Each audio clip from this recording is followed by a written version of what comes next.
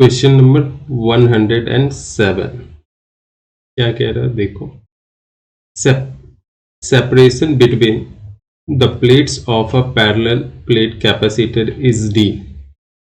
तो एक parallel plate capacitor बना लिए, है ना, और इनके बीच जो सेपरेशन है वो स्मॉल डी दी हुई है। And the area of each plate is a. तो इस प्लेट की एरिया कितनी है, ए, और इस प्लेट की एरिया भी कितनी है, ए। दोनों मेटल की प्लेट होती है। When a slab of material of dielectric constant K and thickness small t is introduced between the plates। तो एक इंसुलेटिंग मटेरियल डाइलेक्ट्रिक मटेरियल है यहाँ पे, ओके, ये देखो,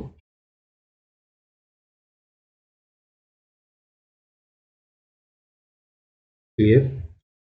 इस मटेरियल की थिकनेस कितनी है,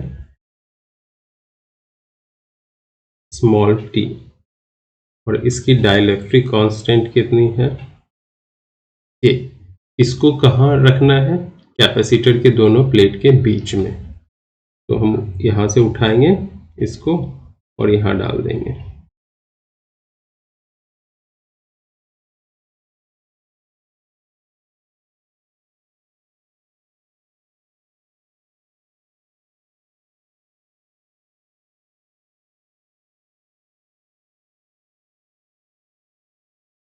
ओके, अब कह रहा है तो कैपेसिटेंस ऑफ कैपेसिटर क्या होगी। डायरेक्ट फॉर्मूला बेस्ड क्वेश्चन है, इसका जो आंसर होगा वो हो जाएगा सी, है ना। तो जो कैपेसिटेंस ऑफ द कैपेसिटर होगी वो होगी epsilon not a upon D minus T into 1 minus 1 by A, correct.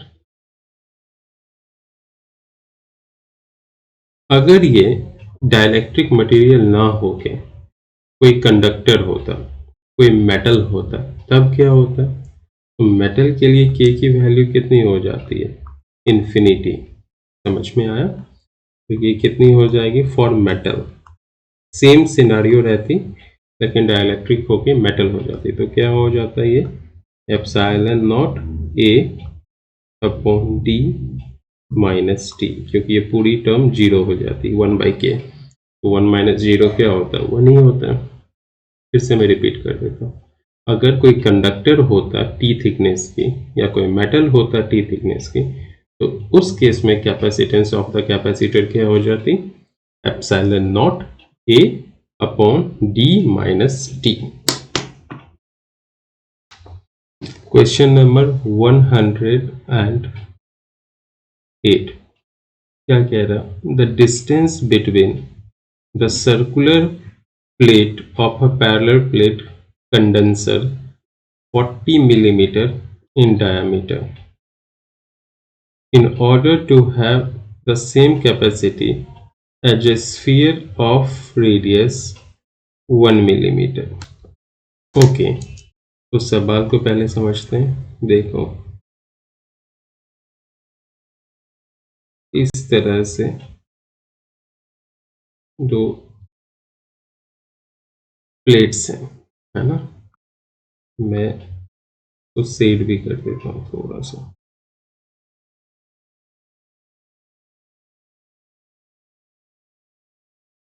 Okay, circular plate है,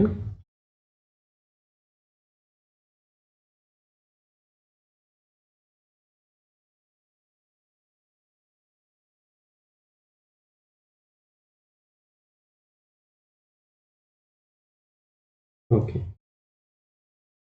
इनकी डायमीटर दी हुई है ना। तो यहाँ से लेके यहाँ तक जो डिस्टेंस है कितनी दी हुई है, इनकी diameter d equal to 40 millimetre. मतलब क्या हो गया, 40 इंटू 10⁻³ मीटर। तो रेडियस कितनी हो जाएगी दोनों प्लेट की? डाया/2 यानी 20 × 10⁻³ मीटर। डायमीटर को 2 से डिवाइड करते हैं तो रेडियस मिलती है। क्लियर? तो एरिया कितनी हो जाएगी प्लेट की? πr² एरिया होता है ना? ये हो जाएगी पाई इंटू 20 इंटू 10⁻³ का whole square metre square. Okay, हमें क्या फाइंड आउट करना है? दोनों कैपेसिटर के बीच का सेपरेशन, सॉरी दोनों प्लेट के बीच का सेपरेशन। दोनों कैपेसिटर नहीं, कैपेसिटर एक ही है, तो हमें ये स्मॉल d फाइंड आउट करनी है। करेक्ट। अब देखो कंडीशन दूसरा क्या कह रहा है। इस पैरेलल प्लेट की जो कैपेसिटेंस की वैल्यू है वो ये इक्वल है किसके? स्फेरिकल कैपेसिटर के, जिसकी रेडियस कितनी दी हुई है? r = 1 metre. तो इसकी कैपेसिटेंस की वैल्यू क्या हो जाएगी? याद रखो ये आइसोलेटेड स्फीयर है, सिंगल स्फीयर है ना? तो सिंगल स्फीयर की जो कैपेसिटेंस की वैल्यू होती है वो होती है 4πε0 इंटू r। करेक्ट। और पैरेलल प्लेट की जो कैपेसिटेंस की वैल्यू होती है वो कितनी होती है? ε0 a/d। यहाँ कुछ नहीं है तो एयर है, तो k की वैल्यू क्या होगी? 1 ही होगी।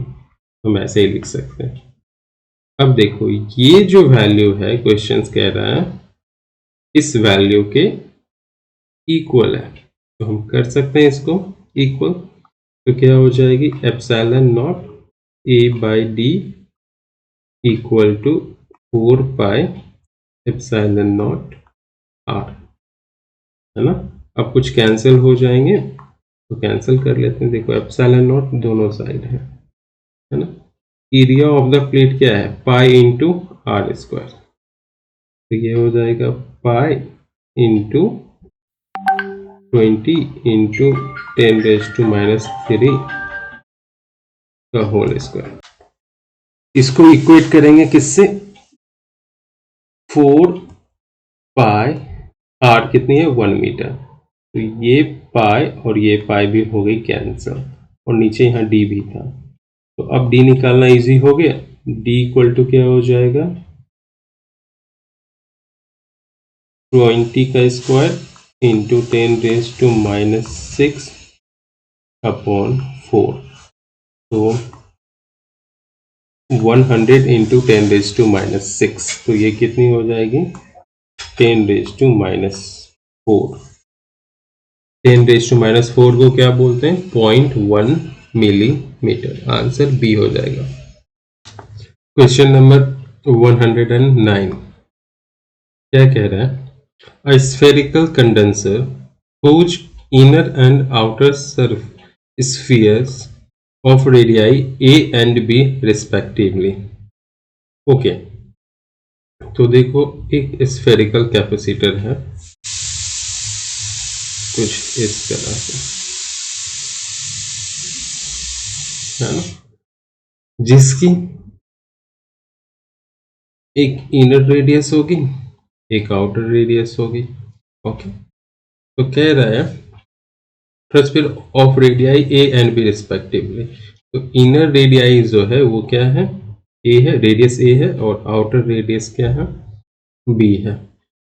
अब next line, the space between the two is filled with air.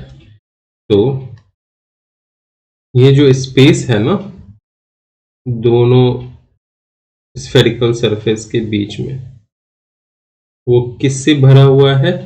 हवा से, एयर से, वायु से। ओके, कंप्लीटली भरा हुआ है। हाँ, तो आपको पता है एयर की जो डाइलेक्ट्रिक कांस्टेंट क्या होती है? वो 1 होती है। तो लिखूं ना लिखूं कोई फर्क ही नहीं पड़ता।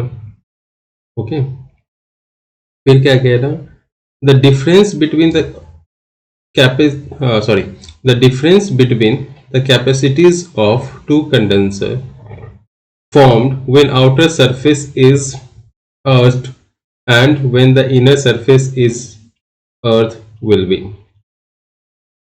कह रहा है जब एक बार हमने आउटर सरफेस को अर्थ कर दिया तब जो कैपेसिटेंस मिलेगा, समझो C मिल रहा है, और दूसरी बार जब इनर सरफेस को अर्थ करेंगे यानी आउटर को अर्थ नहीं करेंगे, तो पहले जब आउटर को अर्थ करेंगे तब क्या होगा, और जब इनर को अर्थ करेंगे, मतलब मैं फिर से बना देता हूं, ये स्फीयर है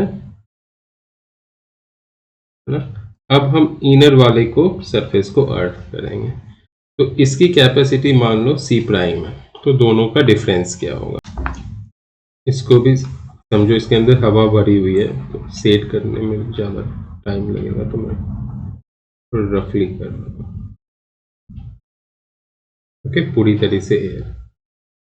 तो पहला, जब आउटर सरफेस अर्थ होगी ना तो कैपेसिटर की जो कैपेसिटी होती है वो होती है 4 pi epsilon not times inner radii into outer radii upon outer radii minus inner radii.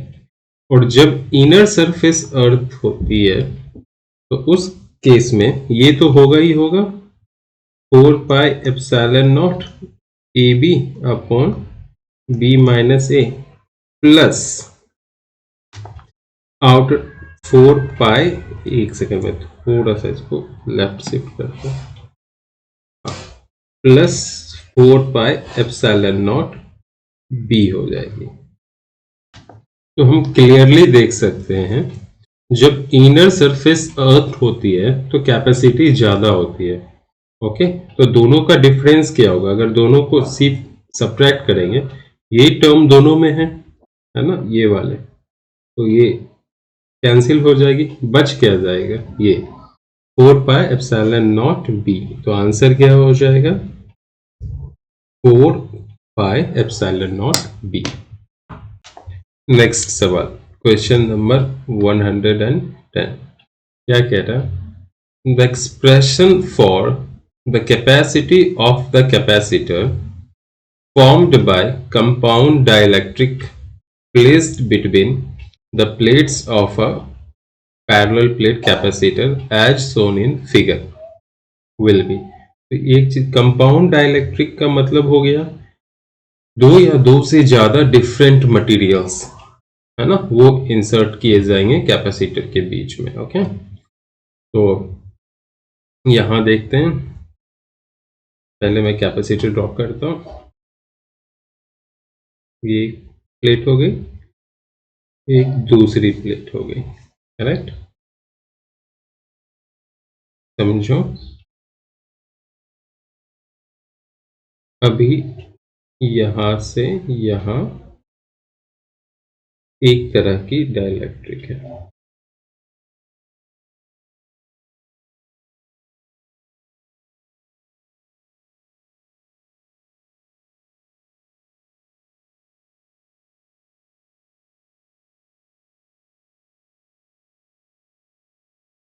फिर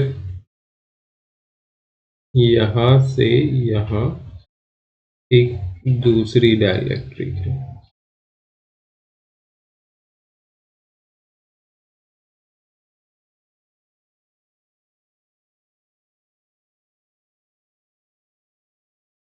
और फिर समझो यहां से यहां एक तीसरी डाइलेक्ट्रिक है।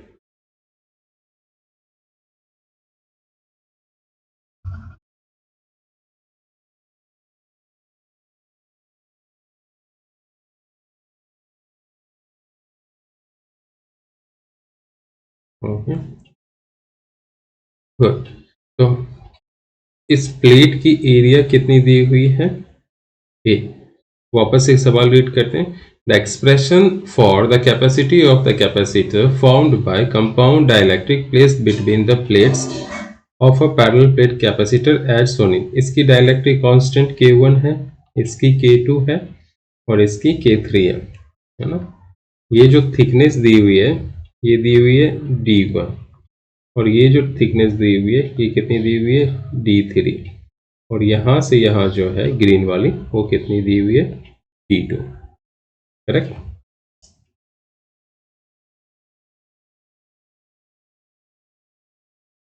हाँ, इसको सॉल्व करने का सबसे इजी तरीका ये है कि आप इसको 3 डिफरेंट कैपेसिटर कंसीडर कर लो जिसकी डिफरेंट थिकनेस है और डिफरेंट डाइलेक्ट्रिक कांस्टेंट है। तो माइंड में इमेजिन करो एक प्लेट यहाँ है और एक यहाँ है, तो देखो 3 कैपेसिटर सीरीज में हो गए और सीरीज के लिए इक्विवेलेंट कैपेसिटेंस क्या होता है 1/C equal to 1/C1 plus 1/C2 plus 1/C3 है ना। तो ये हो जाएगा 1/C1। C1 के लिए फॉर्मूला क्या लगेगा K1 epsilon not A bye D1 क्योंकि सारी प्लेट की एरिया क्या है सेम है और इनके बीच की सेपरेशन कितनी है D1। फिर क्या हो जाएगा 1/K2 epsilon not A by D2। फिर हो जाएगी 1/K3 epsilon not A by D3 है ना। इसको मैं थोड़ा ऊपर ले लेता हूँ तो ये क्या हो गई D1 by epsilon not A K1 plus D2 by epsilon not A K2। फिर क्या हो जाएगी D3 by epsilon not A K3। अब कॉमन क्या आ जाएगा वो देखते हैं 1 बाय एप्सिलॉन नॉट A सबसे कॉमन आ जाएंगे तो क्या बचा D1 by K1 plus D2 by K2 plus D3 by K3। तो ये था 1/C की वैल्यू। तो C क्या हो जाएगी just opposite epsilon not A upon D1 by K1 D2 by K2 plus D3 by K3। ये हो जाएगी वैल्यू। क्लियर है ऑप्शन में। हाँ ए। तो याद रखना डायरेक्टली ऐसे ही इसका शॉर्टकट हम यहाँ पे देख लेते हैं कि अगर एक पैरेलल प्लेट कैपेसिटर के बीच में 2 या 2 से ज्यादा डिफरेंट डाइलेक्ट्रिक मीडियम है और वो कैपेसिटर को पूरी तरीके से फिल कर रही है ना, कंप्लीटली फिल कर रही है, तो उस केस में जो कैपेसिटेंस की वैल्यू होगी वो epsilon not A plus D1 upon K1 plus D2 upon K2 plus so and so fourth चलता ही रहेगा। जितनी होगी मटेरियल उतनी बार हम रेसिप्रोकल करके निकालते रहेंगे। ठीक है, ये हो गया बेसिकली फॉर्मूला इस केस के लिए। क्वेश्चन नंबर 11 क्या कह रहा है देखो। If a slab of insulating material 4 into 10⁻³ meter thick is introduced between the plates of a parallel plate capacitor. The separation between plate has to be increased by 3.5 into 10⁻³ meter to restore the capacity to original value. The dielectric constant of the material will be। तो सवाल को आसान भाषा में मैं समझाता हूं। तो क्या कह रहा है, एक पैरेलल प्लेट कैपेसिटर है, मान लो उसकी सेपरेशन कितनी है D है, एरिया A है और इसके अंदर एयर फील्ड है। क्या है? एयर। तो इसकी कैपेसिटेंस क्या हो जाएगी? Epsilon not A by D. Air के लिए डाइलेक्ट्रिक कांस्टेंट कितनी होती है? 1, है ना? गुड। अब सेकेंड पार्ट में क्या कह रहा हूं? इसके अंदर हमें क्या करना? फिट करनी है। क्या फिट करनी है? एक डाइलेक्ट्रिक स्लैब। एक डाइलेक्ट्रिक स्लैब इसके अंदर क्या करनी है? फिट करनी है।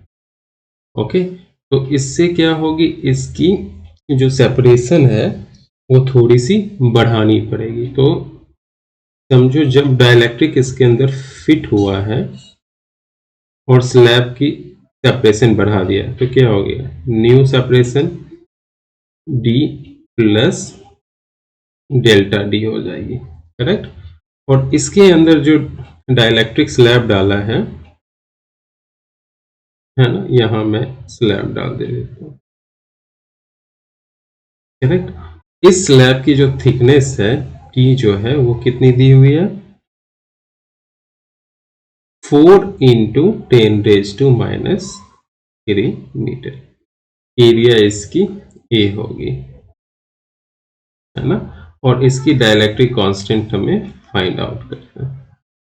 तो इस कंडीशन में जो कैपेसिटेंस की वैल्यू आएगी ना वो ओरिजिनल के इक्वल आएगा, मतलब सी ही आएगा, है ना? लेकिन इसके लिए फॉर्मूला क्या होता है? जब ऐसा कंडीशन हो, बीच में एक डाइलेक्ट्रिक स्लैब रखा हो किसी पर्टिकुलर थिकनेस की और ये स्लैब कैपेसिटर को पूरी तरीके से फिल ना कर रहा हो, तो हो जाएगा, यहां देखो, epsilon not A by D. यहां पे डी क्या है? D plus delta D. Okay, minus thickness of the slab E और plus thickness upon dielectric constant. ये होता फॉर्मूला। इस केस में जब डाइलेक्ट्रिक स्लैब की थिकनेस टी हो और टी जो है वो स्मॉल होगी किससे? डी से, D plus delta D, sorry. हाँ, तो अब इन दोनों को क्या करेंगे? इक्वेट करेंगे और इससे के की वैल्यू निकाल लेंगे, क्योंकि दोनों ही कैपेसिटर की कैपेसिटी सेम है। तो ये क्या हो जाएगी? Epsilon not A by D equal to epsilon not A by D plus delta D minus T plus T by K. ये दोनों कैंसल हो जाएंगे। तो क्या बचा? देखो, d equal to D plus delta D minus T plus T by K. ये d और ये d भी कैंसिल हो जाएगी। तो क्या बचा? 0 equal to minus T plus T by K. अब हमारे पास सारी वैल्यू गिवन है, तो यहाँ पे हम ऐसे लिख सकते हैं T minus T by K equal to delta D. T common लेंगे, 1/1/k इक्वल टू डेल्टा, या थोड़ा सा चेंज करते हैं, ऐसे में थोड़ा लंबा हो जाएगा। सिंपली हम टी को उस साइड लेके जाते हैं, तो क्या हो जाएगा? T minus delta D upon T by K. अब फ्लिप कर देते हैं, है ना? रेसिप्रोकल दोनों साइड कर देते हैं। तो के बाई टी इक्वल टू क्या हो जाएगा? 1/t minus delta D. तो के क्या आ जाएगी? t/t minus delta D. अब सवाल से क्या करेंगे? वैल्यू डालेंगे, है ना?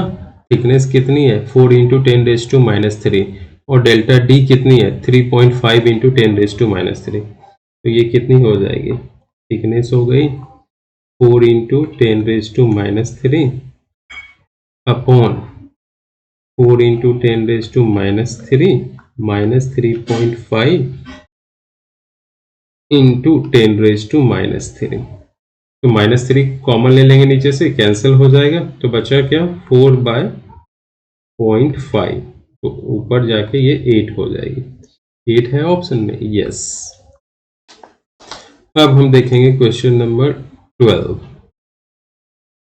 क्या कह रहा है, 4 plates of equal area are separated by equal distance d, okay, are arranged as shown in figure, the equivalent capacity, okay। तो ये कौन सी कॉम्बिनेशंस है, ये पैरेलल प्लेट है। देखो पहले डिजाइन इसकी देख लो, ये इस तरह से है ए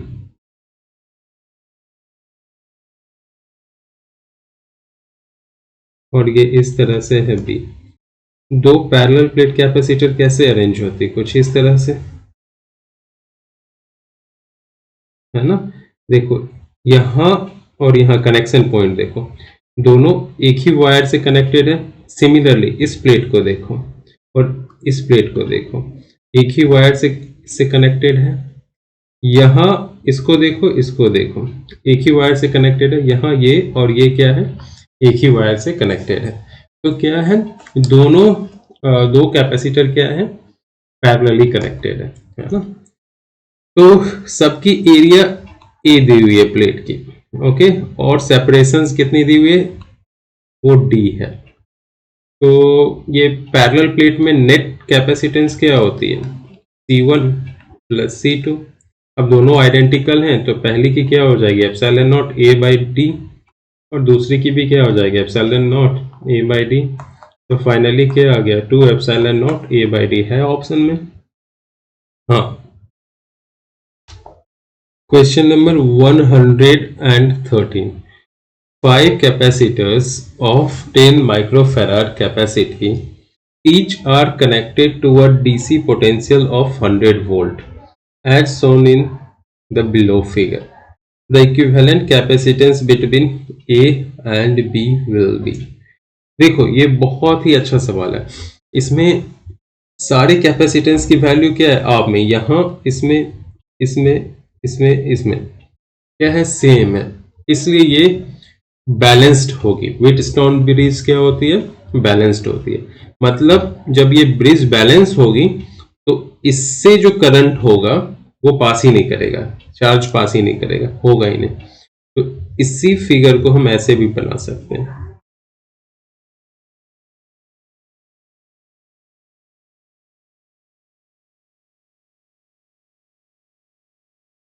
करेक्ट।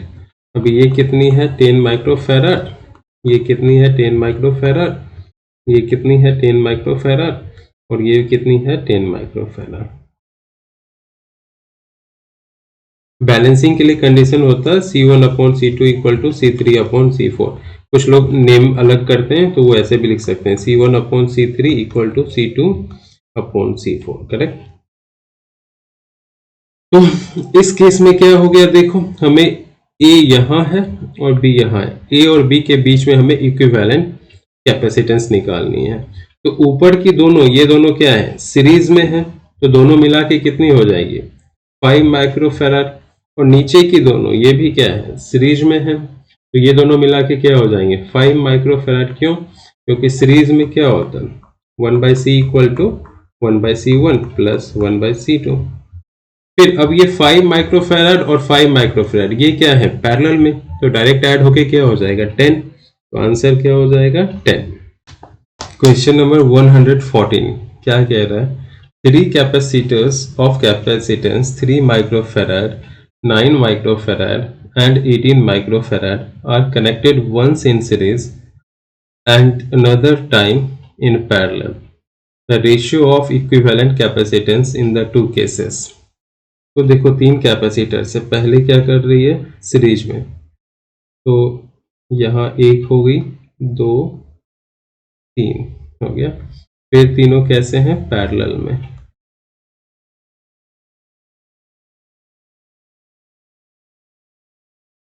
ओके, तो वैल्यू कितनी है?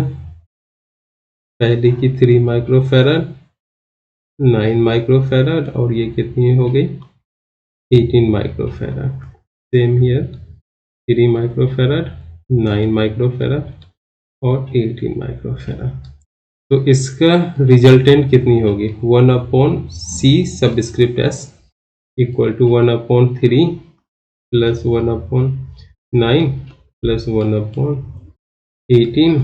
तो यहाँ 18 एलसीएम ले लो, 6 प्लस 2 प्लस 1, 9/18 दैट इज 1/2। तो CS कितनी हो गई? 2 माइक्रोफैराड। इसी तरह नेट C पैरेलल P निकालेंगे, वो क्या होगी? C1 plus C2 plus C3, तो 3 प्लस 9 प्लस 18, तो ये हो गई 30 माइक्रोफैराड। हमें रेशियो किसकी निकालनी है? CS upon CP। CS upon CP कितनी हो जाएगी? 2 माइक्रोफैराड अपॉन 30 माइक्रोफैराड, कैंसल होके 1/15 है, 1:15 है first here. Question number 115. In the circuit diagram shown in the below figure, the resultant capacitance between P and Q. तो देखो कैसा है डायग्राम, कुछ इस तरीके से।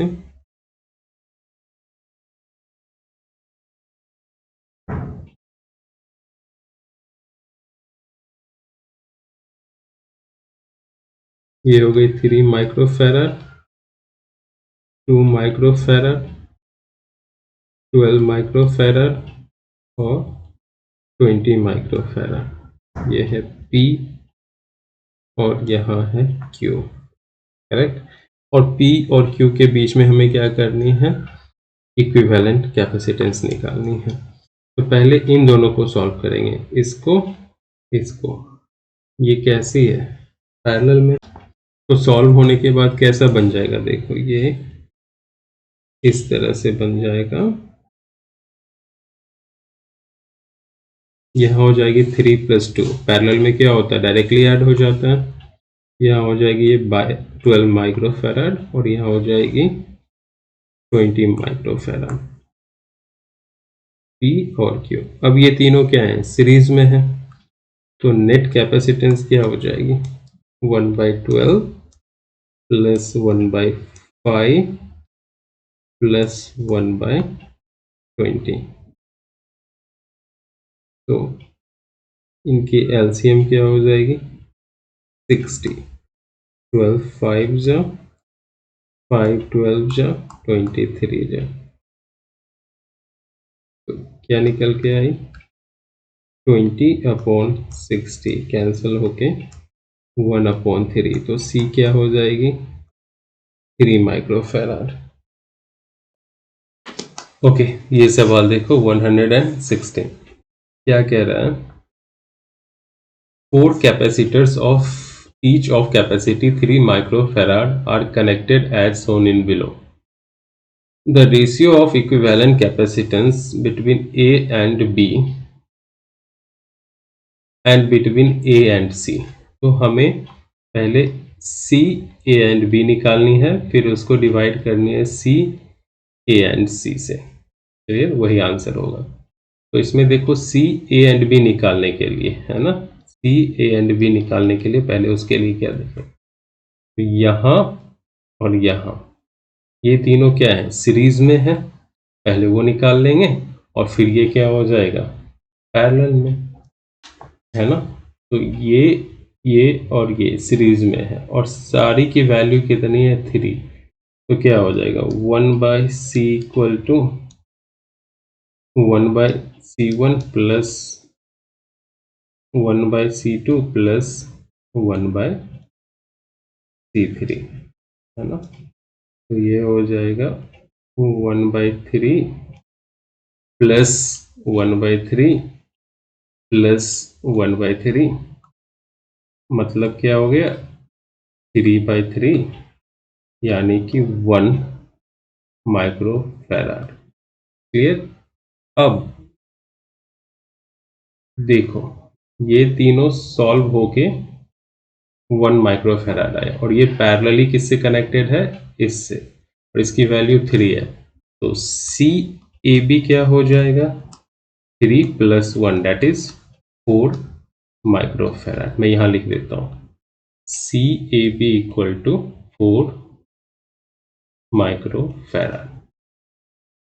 अब मैं इसको रब करता हूं। अब हमें किसको फोकस करना है, सी ए सी। ओके, सी ए सी देखो क्या होगा, सी पहले इसको मुझे रब करने दो, है ना, इनके बीच में निकालनी है सी ए सी। तो ये दोनों क्या है सीरीज में, ये दोनों क्या है सीरीज में, फिर जो भी आएगा वो पैरेलल में हो जाएंगे। तो ये हो जाएगा, पहले देखो इन दोनों का सीरीज निकालेंगे तो क्या होगा 3 × 3 दैट इज 9/6 दैट इज 3/2 और ये भी क्या हो जाएगी 3/2। क्लियर। तो दोनों को ऐड करेंगे 3/2 + 3/2 कितनी हो जाएगी 6/2 दैट इज 3। तो सी ए सी क्या हो जाएगी 3। मैं फिर से बता रहा हूँ, इन दोनों को करेंगे तो क्या होगा, देखो 1/3 + 1/3 इनको कर रहा हूँ तो क्या आ गया 2/3। करेक्ट। तो इसको इसका रिजल्टेंट क्या होगा सी, लेट से इसको ले लेते हैं 1 या सी स्टार ले लेते हैं, तो ये क्या हो जाएगी 3/2। इसी तरह ये वाला जो पोर्शन है ये भी क्या हो जाएगा सी डबल स्टार, ये भी क्या हो जाएगा 3/2। अब ये सी स्टार और सी डबल स्टार ये क्या है, ये पैरेलल में है, तो दोनों को ऐड करके सी नेट मिल जाएगी या सी ए सी मिल जाएगी। वो कितनी हो जाएगी 3/2 + 3/2 दैट इज 6/2 यानी 3। तो सी ए सी कितनी मिल गई 3 माइक्रो फैराड। दोनों को डिवाइड कर दो आंसर मिल जाएगा 4/3। आंसर है 4/3 ए। पर डे हर दिन 10 क्वेश्चंस मिलेंगे आपको। ठीक है, तो आज का ये 10 क्वेश्चंस है। मेरे करने के बाद आप लोग वापस से क्वेश्चन देखोगे, खुद से प्रैक्टिस करोगे।